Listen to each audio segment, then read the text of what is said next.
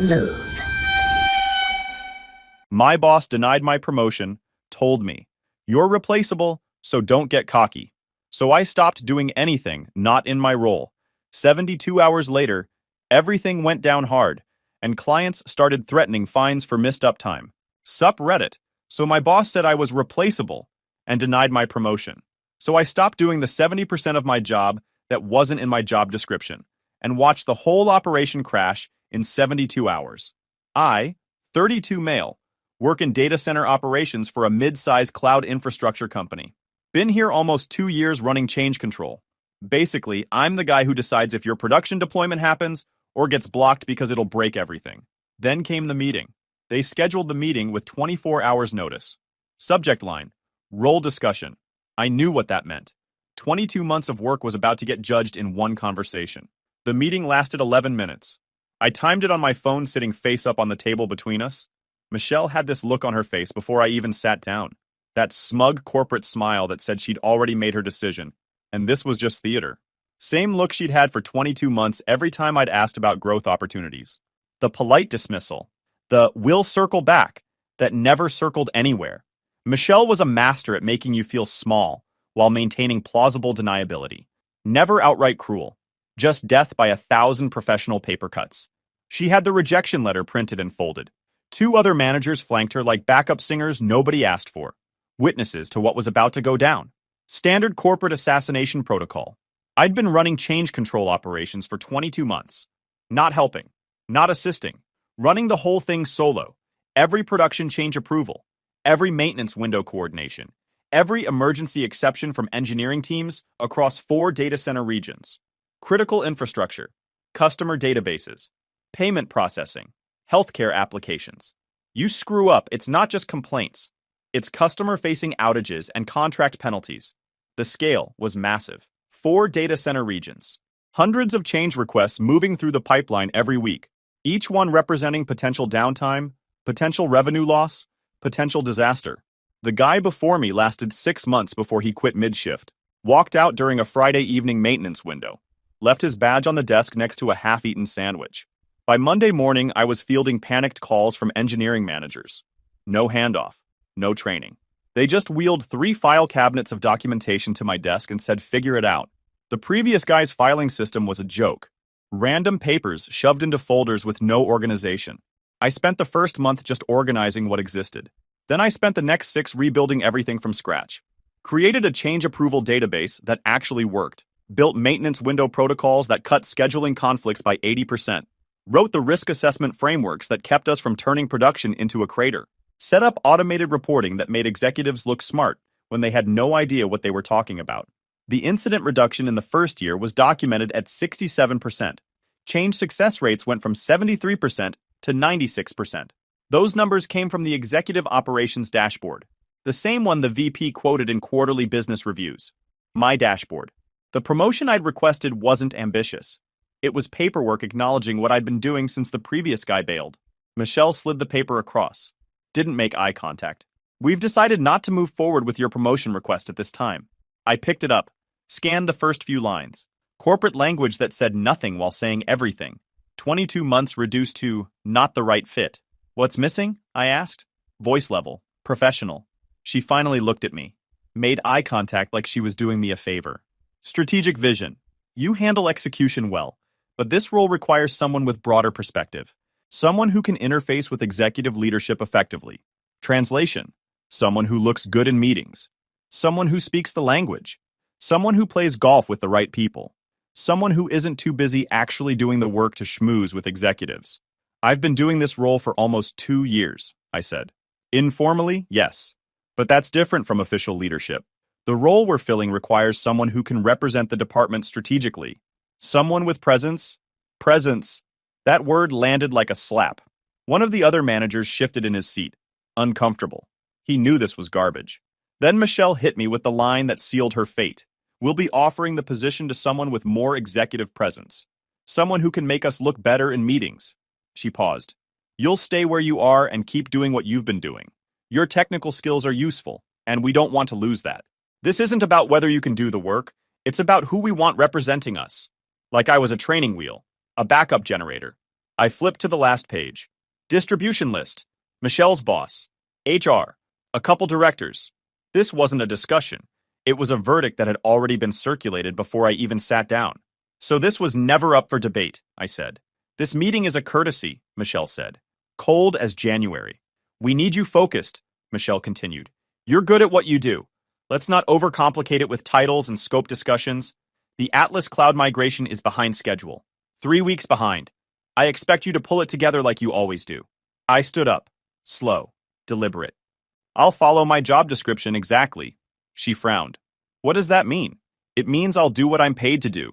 Nothing more, nothing less. I walked out before she could respond. Forwarded the announcement to my team with zero commentary. Subject line, organizational update. Then I pulled up my official job description. Started highlighting everything I actually did versus what they paid me for. Turned out about 70% of my daily work wasn't technically my job. Wild how that happens. The biggest piece? After-hours emergency approvals. The midnight calls. The weekend exception requests. For 22 months, I'd been the human firewall that never went offline. That was ending today. During my shift, I'd do exactly what my job description said. Outside my shift, completely unavailable. Set my team status to available, business hours only.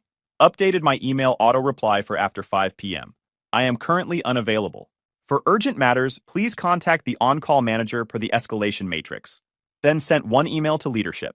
Subject, role clarification. Body. Per my job description, I am not designated as on-call support. Effective immediately, I will be available during standard business hours only. Paper trail. Clear boundaries. Professional compliance. I CC'd HR on purpose. Not to be petty, but because HR only respects two things: liability and timestamps. By noon, people started noticing something was different.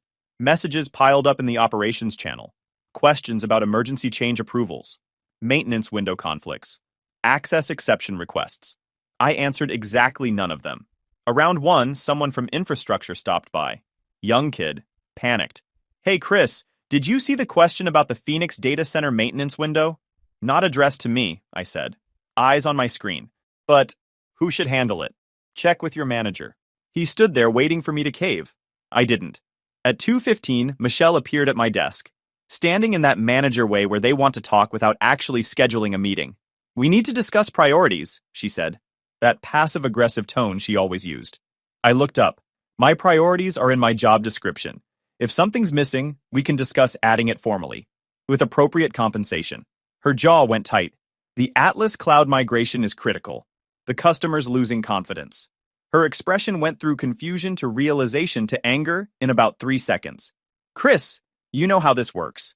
Yeah, I said. I do. That's why I'm sticking to my actual responsibilities. She stared at me for 5 seconds, waiting for me to break. I stared back. She walked away. That was the moment I became dangerous to them. Not because I quit, not because I got loud, because I got quiet, precise, compliant in the most inconvenient way possible. The afternoon was beautiful chaos. A change approval meeting started late because nobody had the risk assessment documents. An engineering team called 4 times and got transferred to 6 different people. A customer email sat unanswered for 3 hours because nobody knew which calendar to check. Small things individually, but together they added up to something nobody had seen in 22 months. Visible incompetence. When I left at exactly 5, people were still scrambling. Conference rooms were full. Phones were ringing. Michelle was in her office on a call, gesturing sharply, face tight with stress.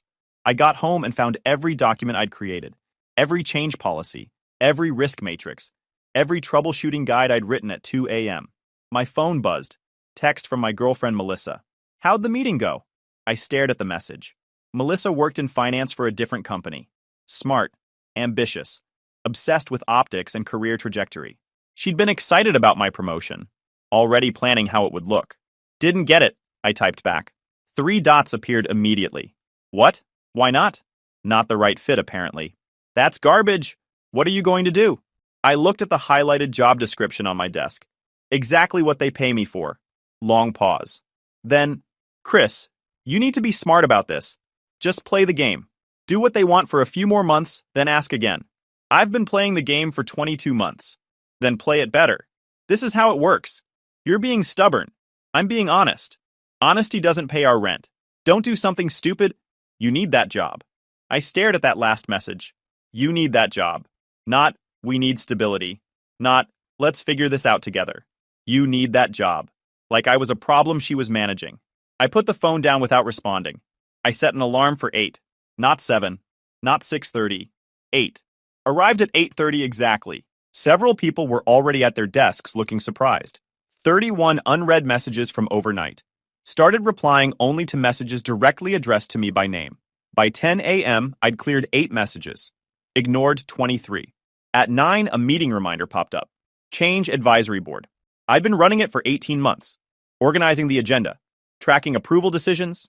Mediating conflicts between engineering teams. This time, I declined. Reason. Please confirm meeting owner. Phone rang at 8:53. You coming to Cabby? Not listed as required. But you always run it. Check the invite. I'm not the organizer. Pause. So who runs it? Whoever sent it. They hung up. Meeting started without me. Should have been 30 minutes. Took 50 because nobody knew how to structure it. The new strategic lead sat in meetings taking notes like it was a college lecture. Didn't own a single decision. Every time someone asked, who approves, they looked at Michelle like the answer was in her blazer pocket. At 10:25, a report went out. Weekly change success metrics. Raw data, no formatting, no executive summary, no context, just numbers that meant nothing to anyone who didn't understand the underlying systems. The reply all chain started 11 minutes later. 17 emails by noon. Can someone explain this? Why does it look different? What am I looking at? Nobody answered because I was the one who translated operations into executive language. Not anymore. An infrastructure lead stopped by around 11. Hey Chris, this report's usually cleaner. Process is documented. Operations folder. Reporting subfolder. File called metric standards. Right, but you usually handle it. I used to handle things outside my scope, not owned by my role. He stood there processing that, then walked away. Heard him on his phone 30 seconds later. I need the change control runbook. V3.2. Chris won't touch it. My phone buzzed. Melissa, are you still being dramatic? Just talk to your boss. I read it 3 times. Still being dramatic. Like standing up for myself was theatrics. Like knowing my worth was a phase. I called her. She answered on the second ring. Hey, listen, about yesterday. We're done, I said. Silence. What? You heard me, we're done. I need someone who's got my back, not someone who thinks I'm a problem to manage. Chris, you're overreacting. I'm not. You're worried about how my choices make you look. That's not a partner. So we're done. More silence. Then, you're making a mistake. The mistake was thinking you were in my corner. Pack your stuff from my place. Leave the key. I hung up. My phone buzzed immediately. I'm not giving up on us. Blocked her number. Felt lighter immediately. That lasted about 3 hours. At 2, Michelle sent a message. Need to sync on priorities. I replied, calendar shows me booked until 5. Can schedule tomorrow if needed. She sent a meeting invite. Tomorrow, 9 a.m. Subject, expectation alignment. I accepted without comment. Exactly the kind of corporate speak that meant I was about to get a talking to. That afternoon was chaos. An emergency change request sat in limbo. 5 people copied on the email. 0 people willing to own it. A customer email went unanswered for 4 hours, while 3 people debated whose responsibility it was. My phone rang twice after I got home. Michelle, then someone from operations. Sent both to voicemail. After 5, I didn't exist. Made dinner. Watched a movie. Went to bed at 10:30. The system was cracking, and I was sleeping fine. Conversation stopped when I walked past conference rooms. Not obviously, but you could feel it. Alarm at 8. Coffee at home. Arrived at 8:30 exactly. A morning stand-up started 10 minutes late because nobody had the agenda. People stood around awkwardly until someone improvised. Took 25 minutes for what used to take 12. Around 10, Eddie stopped by my desk. Eddie worked in infrastructure operations. Short guy. Always wore these obnoxious Hawaiian shirts. You break up with the company or something? He said. Just following my job description. Ah, malicious compliance. Classic. He glanced toward Michelle's office. She was in a meeting earlier. Looked stressed. Shame. At 10:30, I got pulled into a vendor call already on fire. Datacore Networks. 18 million contract. Torched in under 48 hours. The vendor management guy was stammering. The vendor wasn't buying it. Maintenance windows were locked for Q1, their director Victoria said. Now they're flexible? We've already committed resources. Silence. 5 people on the call. Nobody had an answer. I unmuted. March Amendment. Section 4.1. Link below. He looked relieved. Can you send that? Already accessible. Muted. Victoria sighed. Someone competent needs to call me in 2 hours. Otherwise my VP hears about this. She hung up. He messaged. Can you handle follow-up? Not my role. He spent 30 minutes searching for what I could have found in 45 seconds. By the time he called back, she'd escalated. Our VP got looped in. Heard he spent the afternoon in back-to-back leadership calls. Damage control mode. By lunch, chaos was spreading. Customer called about portal data. Ticket 4782. 3 queries and a calendar check. 5 minutes to fix. I watched it sit. Normal at 11:47. High at 12:23. Urgent at 1:08. Reassigned 3 times. Someone knew how to fix it. Just needed access to the change calendar. Access I had. Access they didn't. Perfect structure failure. Not my job. Didn't touch it. At 1, Michelle appeared at my cube, breathing hard like she'd walked fast. Her blazer was wrinkled. The polished corporate armor was cracking.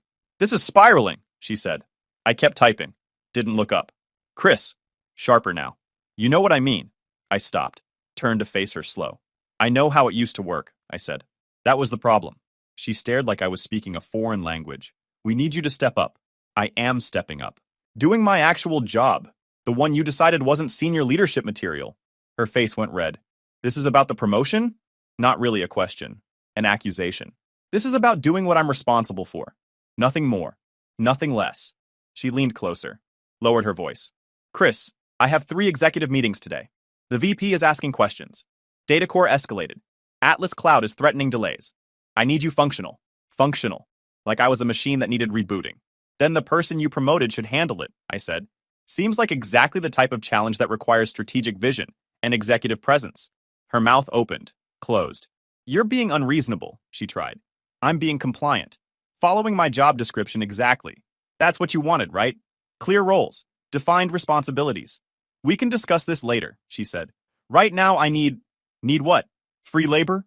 That well's dry, Michelle. She turned, walked away fast. Not quite running. Her door closed hard. The afternoon got worse. A change approval presentation went to executives without risk analysis slides. Just raw change requests. Executives sent it back with 20 questions. An emergency change approval took 4 hours instead of 30 minutes. Database upgrade. Standard process. Except nobody knew which risk criteria to verify. Meeting went in circles. Should we approve? What's the blast radius? Someone from engineering finally spoke up. I can make the call technically, but I don't have approval authority. That was always Chris's decision. Silence. Everyone knew the right move. Nobody wanted to be the one holding the bag if it went wrong. They weren't helpless. They were uninsured. In a company that punishes the wrong decision harder than no decision, nobody wanted their name on the approval. I watched. I took notes. I didn't type a single thing into the chat. By 4, someone said in the break room, "Why does everything feel broken?" 2 people nodded. Something changed. I left at 5 sharp. Phone buzzing before I hit the parking lot. Ignored it all. The pattern continued into Thursday. At 9:30 Thursday morning, Michelle called an emergency meeting. Infrastructure leads only. I wasn't invited. 10 minutes in, someone messaged, "Can you explain how the emergency change approval workflow works?" Sent back a documentation link. Change Control Runbook version 3.2, section 7. The funny part was, I didn't withhold knowledge. I literally kept handing them the same runbook link. They just wanted me to be the runbook. 5 minutes later, Michelle was at my desk. People are blocked on multiple fronts. I didn't look up. Doc link below. That's the complete answer. Chris. She leaned on my desk. Aggressive. You know what I mean. I know what I'm responsible for. The rest isn't mine. That was your call. By midday, the customer situation exploded. Atlas Cloud called. Deployment tracking showed conflicting information. Change portal said Thursday. Engineering calendar said Friday. Their infrastructure director, Claire, was frustrated. We have critical production deployments depending on your maintenance window. And you don't know when it's scheduled? Silence. We've worked together almost 2 years now. This never happened before. What changed? More silence. I stayed muted. Didn't volunteer. Didn't save anyone. 20 seconds of silence on a customer call feels like a funeral. Someone finally said, "We'll get you an answer by end of day." Claire's voice went ice cold. "You said that yesterday. I need answers now, not promises. If this isn't resolved by 3 p.m., I'm escalating to your executive team in hours. Call ended. Within 15 minutes, an email went to leadership with Claire's VP CCD. Subject: critical. Atlas Cloud account failure. Red alert. SLA impact mentioned twice. Contract review threatened. Revenue at risk flagged in bold. At 2, infrastructure flagged a missed deadline. Change success metrics. Monthly routine. Due first Thursday of every month. Nobody did it this month, because I always did it. Quietly. 6 a.m. before anyone arrived. Now it didn't get done. Infrastructure sent formal email to leadership at 2:14 p.m. Subject: urgent. Monthly change metrics overdue. Someone accidentally reply-alled, no current owner for change approvals after hours. Thread went silent. Dead silent. Because everyone realized it was discoverable. Written admission of structural failure. CC'd to leadership. Timestamped. Preserved. At 3, I got pulled into a call with Michelle and 2 directors I'd never met. One in a gray suit asked, who owns final approval on Atlas Cloud maintenance windows? Back and forth, dancing around the obvious. Someone turned to me. Chris, explain how this worked before. I let the silence sit, then answered. It worked through informal coordination. I filled gaps between documented processes and actual execution. Dead quiet. What does that mean? Michelle asked. The process functioned because I absorbed structural gaps, made decisions that weren't mine, solved problems not assigned to anyone, coordinated between teams that don't communicate, all undocumented, all invisible, all unpaid. Nobody challenged it, because it was true. Meeting ended with no resolution. I left at 5 exactly. Thursday night, 9:12 p.m., my phone stayed face down on the kitchen counter.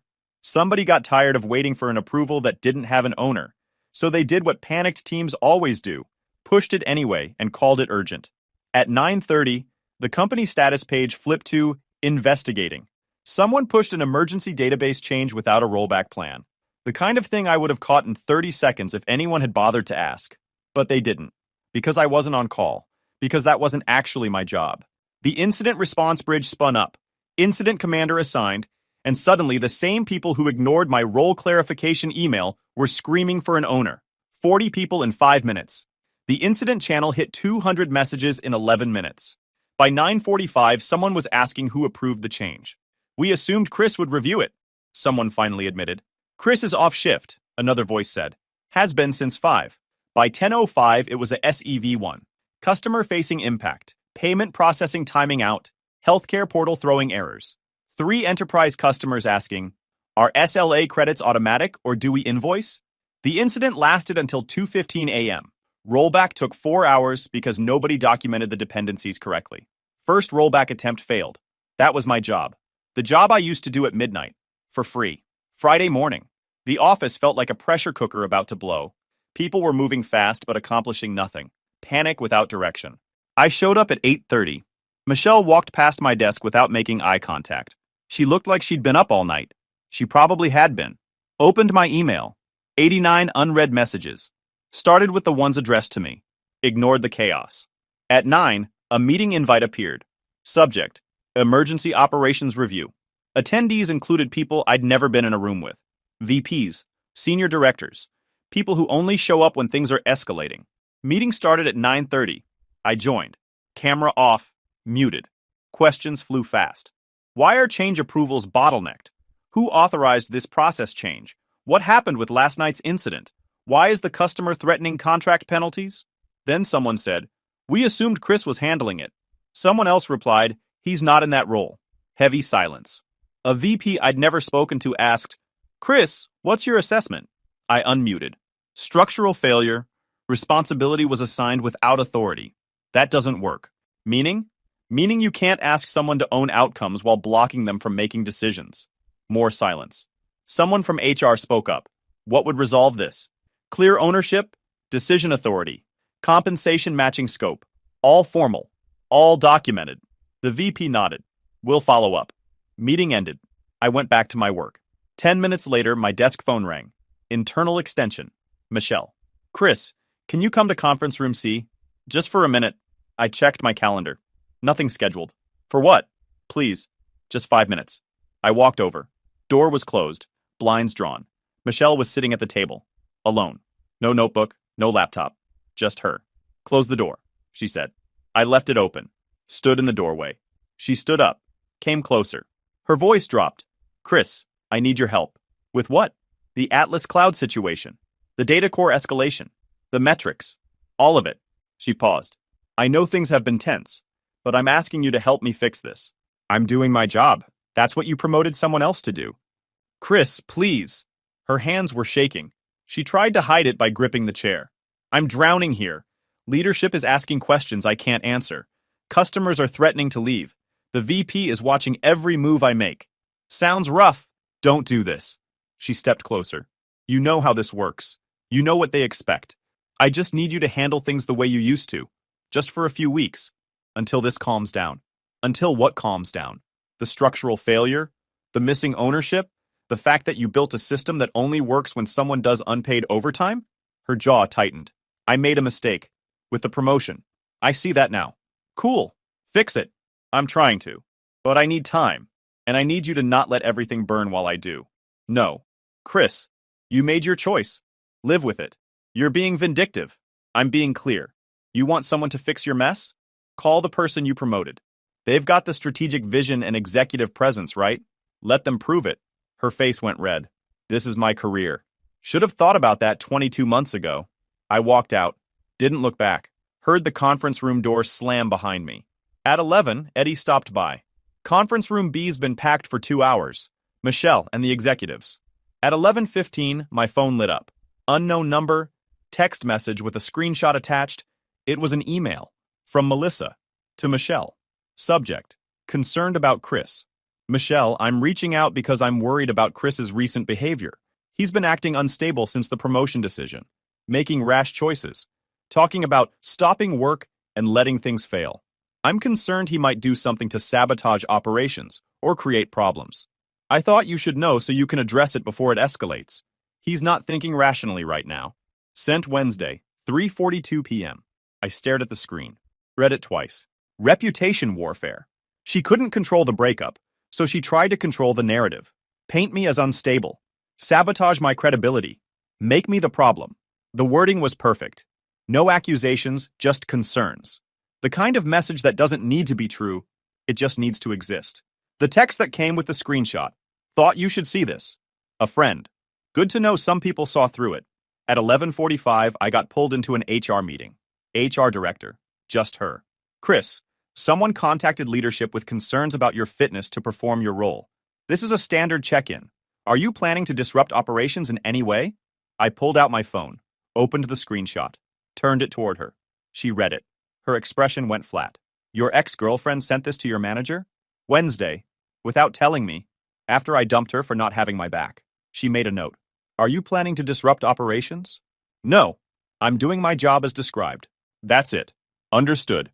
We'll document this. She closed her notebook. Continue as you have been. Meeting lasted 4 minutes. By lunch, Atlas Cloud had escalated again. Paused all deployments pending resolution.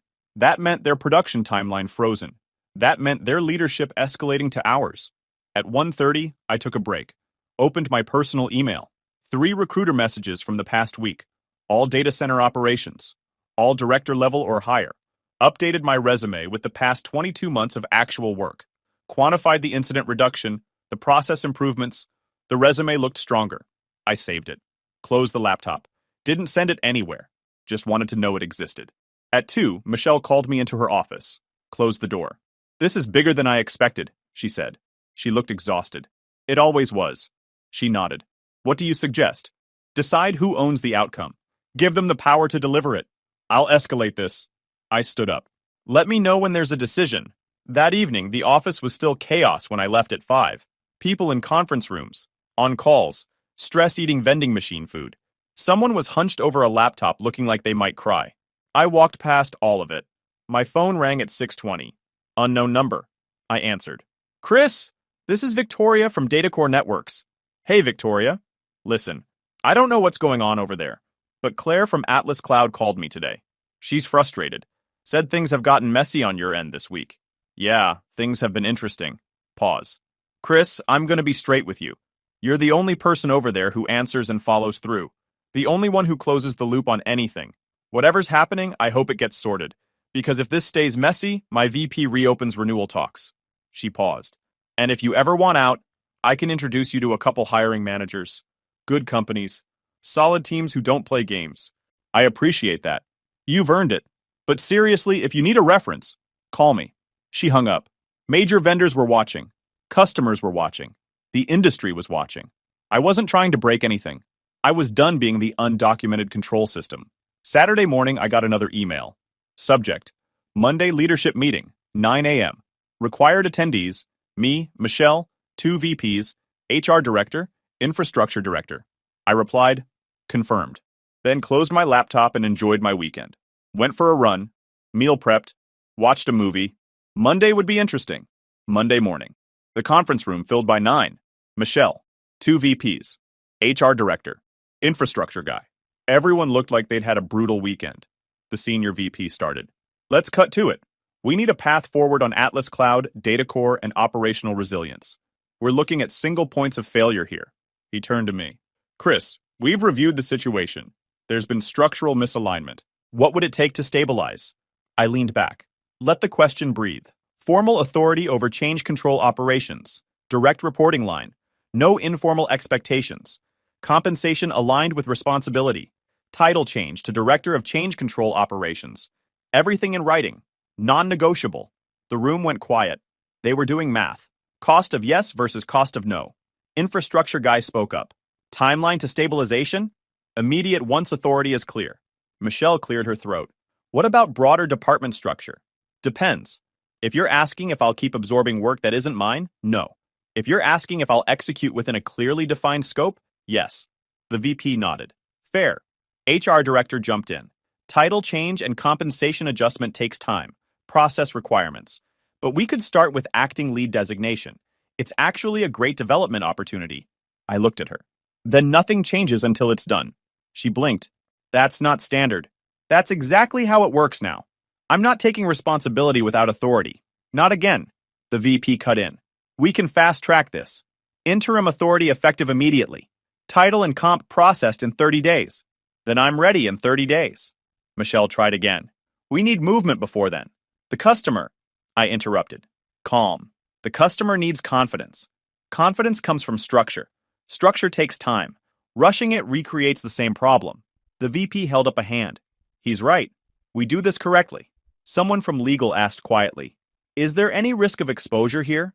Wage classification issues? The room got tenser. Nobody answered. They spent 20 minutes drafting language. Role title, Director of Change Control Operations. Reporting, directly to VP of Infrastructure. Authority, full autonomy on change approval decisions. Compensation, $142,000 base, plus performance bonuses. When they read it back, I said, that works. One addition. They waited.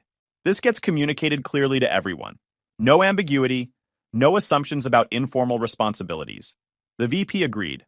Done. Meeting ended at 10:15. As people filed out, Michelle stayed back. This could have been handled differently, she said. Still couldn't admit she'd created this mess. Yeah, 22 months ago. She didn't respond. Started to leave, then stopped. Turned back. You know what? No. This is unacceptable. Her voice was rising. The careful corporate mask finally cracking. You sabotaged customer relationships. You let critical processes fail.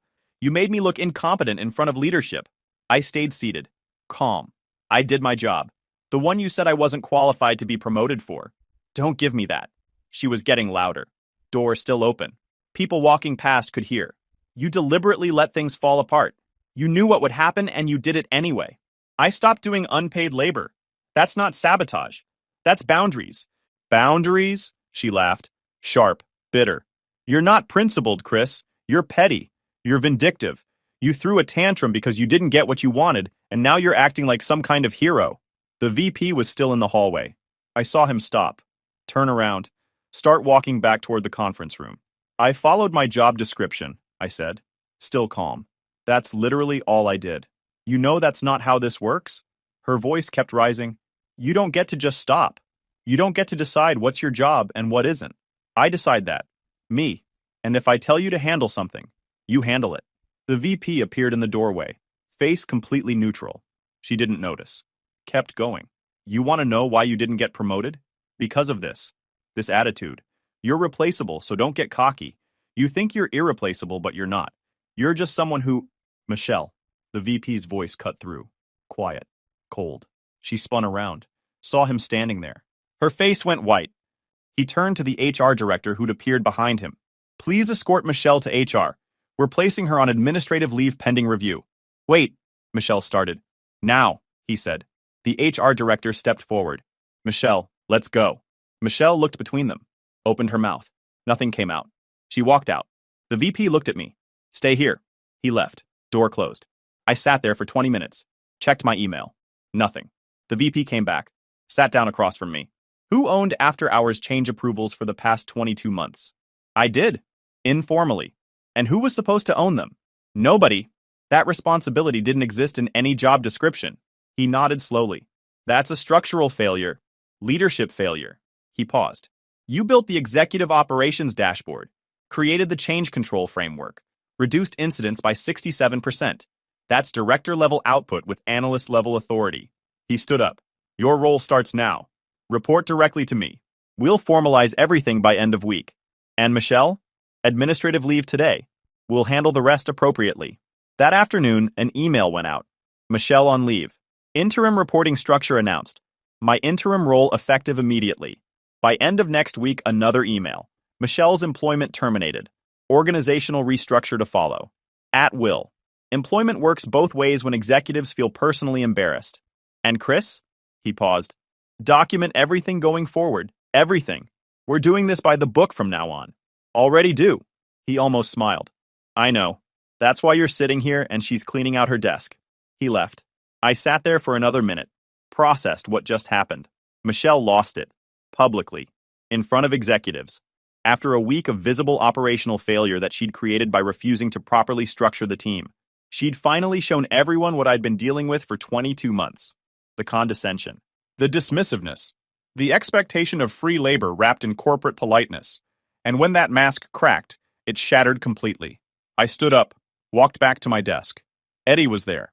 Did Michelle just get walked out? Yep. Dang. He shook his head. Heard her losing it in the conference room. Sounded bad. Security escorted her. Whole thing was over in 10 minutes. Fast when they want it to be. Announcement went out by lunch. Clear, direct. Michelle's departure. My new role. Reporting structure.